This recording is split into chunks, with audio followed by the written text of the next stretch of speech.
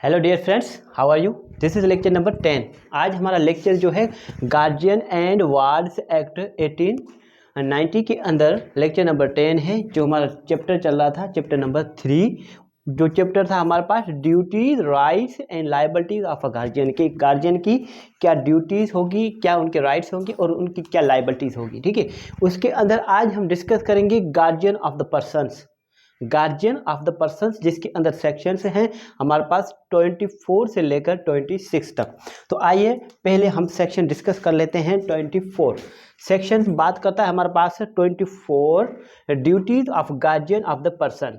के guardian of the persons की क्या ड्यूटीज होंगी।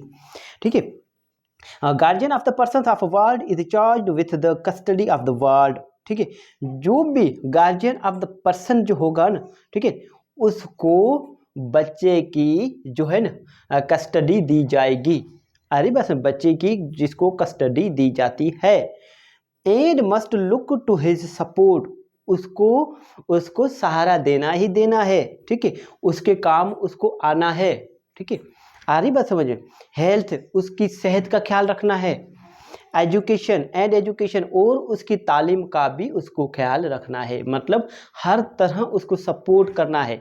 एक गार्जियन जो है नाबालिग बच्चे का जो अपॉइंट होता है गार्जियन, उसको हर तरह अपने नाबालिग बच्चे का, ठीक है, एज अ गार्जियन हर तरह का ख्याल रखना है।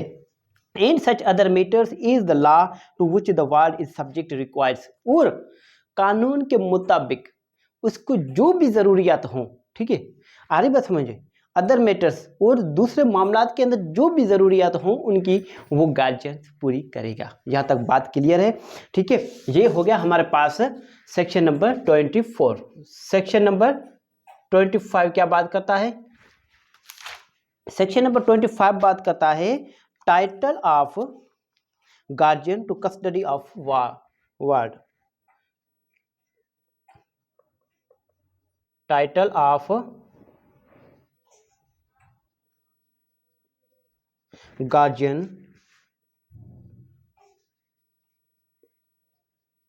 To custody of ward. ठीक है, ये क्या बात करता है कि जिसको कस्टडी दी गई है बच्चे की, उसका टाइटल जो है वो उसके बारे में डिस्कस करेंगे कि वो टाइटल क्या रहेगा। ठीक है, सब सेक्शन 1 बात करता है if a ward leaves or is removed from the custody of a ward guardian of his person।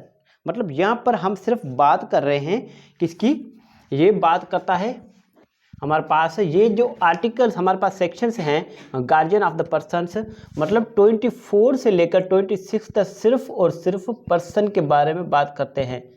ठीक है, यहाँ पर प्रॉपर्टी की बात नहीं आती है, पर्सन की बात आ रही है। पर्सन से मतलब यहाँ पर वार्ड की बात आ रही है। ठीक है, वार्ड मतलब माइनर की बात आती है। ठीक है डियर, तो टाइटल ऑफ गार्जियन मतलब जिस गार्जियन को बच्चे की कस्टडी दी गई है ना, उसका टाइटल जो है उसकी कितनी अहमियत रहेगी। ठीक है, मतलब उसका जो टाइटल, वर्ड टाइटल जो है, टाइटल वर्ड का मतलब होता है ऑनर। ठीक है, हकदार, राइटफुल। ठीक है, उसका क्या हक होगा, गार्जियन का क्या हक होगा अपने वार्ड पर, अपने माइनर पर। इफ अ वार्ड लीव्स और is removed from the custody of a guardian of his person, मतलब कोई भी शख्स, नंबर फर्स्ट में कहता है कोई भी गार्जियन से, कोई भी गार्जियन को उसका जो हमारे पास वार्ड है, माइनर है, वो इसको छोड़ जाता है, क्या करता है, लीव करता है, या फिर कोई और इससे लेके जाता है, रिमूव करता है।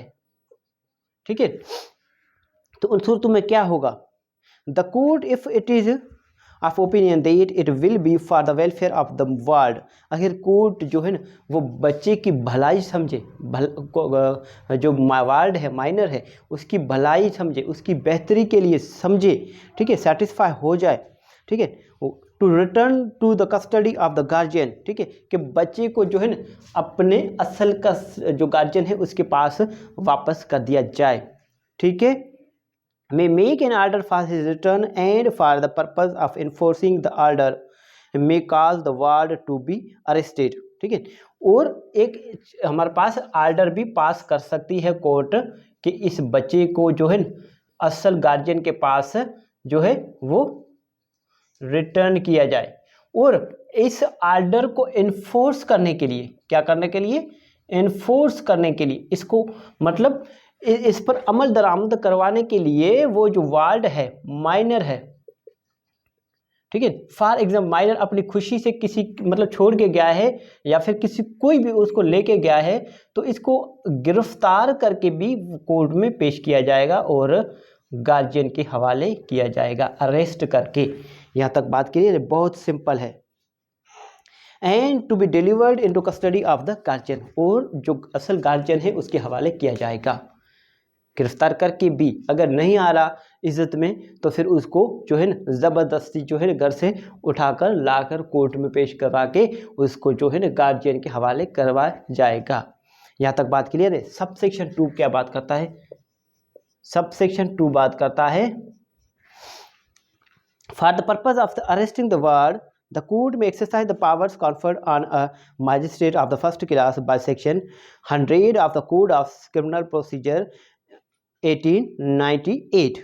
अब ये जो फर्स्ट हमारे पास जो सब सेक्शन 1 में जो कहा गया है कि आर्डर पास होगा और उस आर्डर पर अमल करवाने के लिए किस पर जो है क्या होगा, उस वार्ड को गिरफ्तार करके भी कोर्ट में पेश करवाया जाएगा, हमारे पास प्रोड्यूस किया जाएगा, ठीक है। अब उन पर अमल करवाने के लिए, उसको अरेस्ट करवाने के लिए सेक्शन जो है 100 CRPC, ठीक है, CRPC वो एप्लीकेबल होंगे। अब 100 CRPC क्या है? Search for persons wrongfully confined, कि किसी को गलत तरीके से अगर हम जो है वो किसी को कहीं छुपा के रखा हुआ है, ठीक है, किसी को रोक के रखा हुआ है कहीं पर, तो फिर उसको कोर्ट में प्रोड्यूस करवाना। जैसा कि हमारे पास 491 जो होता है, 491 का स्कोप अलग है, इसका जो है इसको हमारे पास 100 जो CRPC है इसका स्कोप थोड़ा सा अलग है, इसके थोड़े से पावर्स अलग है, उसके पावर्स अलग है। ये पावर्स मजिस्ट्रेट के पास है, वो पावर्स सेशन जज के पास है, ठीक है। और इसके अलावा भी इसके अंदर बहुत सारी डिफरेंस हैं, ठीक है। यहाँ तक बात क्लियर है। और सब सेक्शन 3 क्या बात करता है? The residence of a ward against the will of his guardian, ठीक है, कोई भी रिहाइश है, सब सेक्शन 3 बात करता है कि जो रिहाइश है, रिहाइश किसकी? माइनर की, वो अगेंस्ट में है किसके? जो गार्जियन है उसके, मतलब जो गार्जियन है ना वो वहाँ रहना नहीं चाहता, मगर फिर भी वहाँ पर माइनर रह रहा है, ठीक है। तो फिर क्या होगा? With a person who is not his guardian does not of it self terminate the guardianship. For example, मतलब ये माइनर ऐसे शख्स के पास रह रहा है जिसके जो है वहाँ पर गार्जियन नहीं रहता, मतलब जो गार्जियन है उसकी जो है कंसेंट के बिना, without the consent of the guardian किसी और शख्स के पास रहता है। फॉर एग्जांपल, ये एक्स है, ये क्या है? माइनर है, ठीक है। और ये इसका ए जो है ना, ये क्या है? इसका गार्जियन है। मगर ये एक्स जो है वो किस शख्स के पास रह रहा है? ये बी के पास रहता है, ठीक है। अब बी के पास जो ए हमारे पास है, एक्स जो बी के पास रहता है माइनर, क्या जो हमारे पास माइनर बी के पास रहने से ए का जो टाइटल है गार्जियनशिप का, क्या वो ख़त्म हो जाएगा? नहीं, वो ख़त्म नहीं होगा, वो एज इट रहेगा, वो इंटैक्ट रहेगा, वो लास्ट रहेगा, जैसे प्रीवियस सेक्शन पढ़ा था ना कि वो ज़िंदा रहेगा, ठीक है। यहाँ तक बात क्लियर है। अगर फिर भी कोई कन्फ्यूजन हो तो आप मुझसे पूछ सकते हैं। इसके बाद हम चले जाते हैं सेक्शन नंबर 26। सेक्शन नंबर 26 जो है ना, ये भी हमारे पास इंपॉर्टेंट है बहुत। सेक्शन नंबर 26,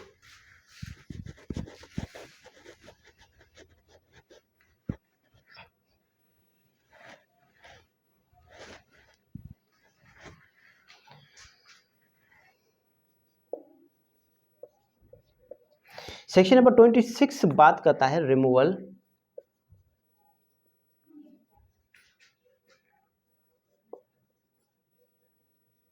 ऑफ वार्ड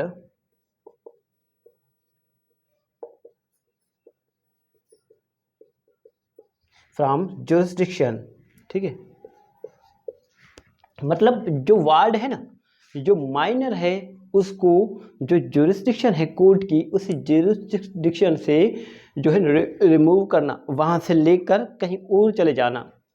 ठीक है, आइए इसकी बैरिडिंग कर लेते हैं। सबसेक्शन 1 बात करता है इसका, सबसेक्शन 1 बात करता है अ guardian of the person appointed और डिक्लेयर्ड बाय द कोर्ट, किसी भी शख्स को जो डिक्लेयर किया गया है हमारे पास है, किसी भी माइनर का गार्जियन, ठीक है, आ रही बात समझ, shall not without the leave of the court by which he was appointed or declared, जिस कोर्ट ने इसको अपॉइंट किया है उसकी मर्जी के बिना या उससे पूछे बिना या फिर उससे परमिशन लिए बिना जो है ना, remove the ward from the limits of its jurisdiction, उस जो कोर्ट की जो जुरिडिक्शन है वहाँ से लेकर वो नहीं जाएगा। ठीक है, except for such purposes is may be prescribe, सिर्फ कुछ जो हमारे पास पर्पस होते हैं, मकसद होते हैं, उन मकसद को छोड़कर, ठीक है, वो फॉर एग्जांपल एक जो हमारे पास ये कोर्ट है ए, ठीक है, ये कोर्ट की जुरिस्डिक्शन है, ठीक है, या माइनर रहता है, ठीक है, ये एक्स, अब ये बी है, किसी और कोर्ट की जुरिस्डिक्शन है, अब वहाँ पर ये जो है माइनर जाता है अपने गार्जियन के साथ, ठीक है, तो भले जाए, अगर इसकी इमरजेंसी है, मजबूरी है, वहाँ कोई शादी वगैरह है, कुछ भी है, ठीक है, आर्जी वक्त के लिए जाता है, या फिर इसकी तबीयत ठीक नहीं है, इसको जो है जो हमारे पास अच्छी जो है ना, जो हमारे पास सेहत के लिए, अच्छी हेल्थ के लिए इसको हमारे पास लेकर जाता है, या फिर इसकी एजुकेशन जो है वो हमारे पास है दूसरे जो है ना कोर्ट्स की जुडिशन में जो है अच्छी मिलती है, तो फिर वहाँ जो है भले दी जाए, मगर वो उसकी रेजिडेंस जो है ना वो यही कोर्ट रहेगी। ठीक है, रेजिडेंस अगर गार्जियन अपने चेंज करेगा अपने माइनर के साथ, ठीक है, तो ये एक जुर्म है। यहाँ तक बात क्लियर है। उसके बाद ऊपर अब चले जाएं, unless he is the collector or is a guardian appointed by will or other instrument, अगर कोई कलेक्टर है, ठीक है, जिसको गार्जियन अपॉइंट किया गया है, ठीक है, विल से, वसीयतनामे से या किसी और डॉक्यूमेंट से, तो फिर जो है ना उस पर ये एप्लीकेबल नहीं है, क्योंकि विल और अदर इंस्ट्रूमेंट के तहत अगर कोई अपॉइंट होता है गार्जियन, तो उसके अंदर उनकी अपनी जो है टर्म्स एंड कंडीशन लिखी जाती हैं। ठीक है, मगर कोर्ट जब अपॉइंट करता है तो फिर वहाँ पर कोई टर्म्स कंडीशन नहीं लिखी जाती, जब गार्जियन अपॉइंट करता है। ठीक है, यहाँ तक बात क्लियर है। सब सेक्शन 2 क्या बात करता है? सब सेक्शन 2 बात करता है the leave granted by the court under sub section 1 may be special और general and may be defined by the order granting it. ठीक है, अब जो लीव होगी ना कोर्ट से, जो कोर्ट ग्रांट करेगी वो स्पेशल हमारे पास होगी या फिर जनरल भी हो सकती है।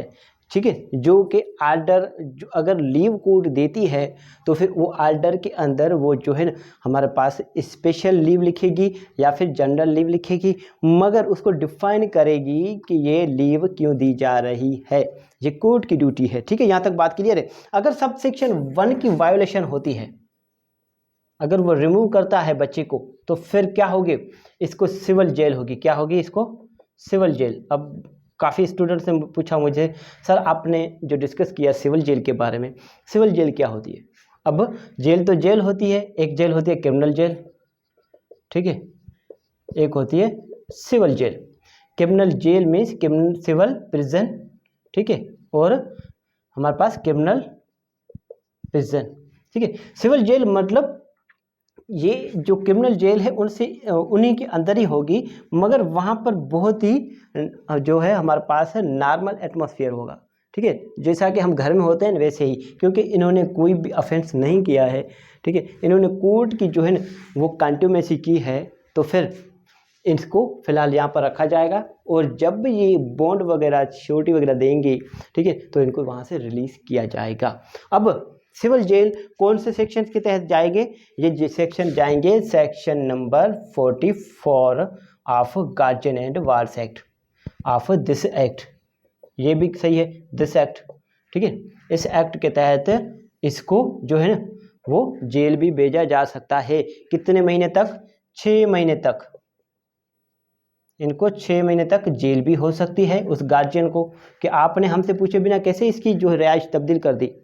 ठीक है, आप कौन होते हैं। ठीक है, इसके अलावा इसको पेनल्टी कितनी हो सकती है, इसको 1000 रुपीज़ भी जो है ना वो कंपनसेशन देनी पड़ जाएगी कोर्ट में। यहाँ तक बात क्लियर है। ठीक है, अगर यहाँ तक बात क्लियर है तो आज हमारा चैप्टर जो है चैप्टर नंबर 3 जो है वो आई थिंक नहीं, चैप्टर नंबर 3 अभी तक हमारा चलेगा। हमने जो है वो गार्जियन ऑफ द पर्सन्स 24 से लेकर 26 तक डिस्कस कर लिया। अब हम जो है चैप्टर 3 के ही आगे पोर्शन को डिस्कस करेंगे। ठीक है, आप तब तक अपना ख्याल रखें। Thank you so much.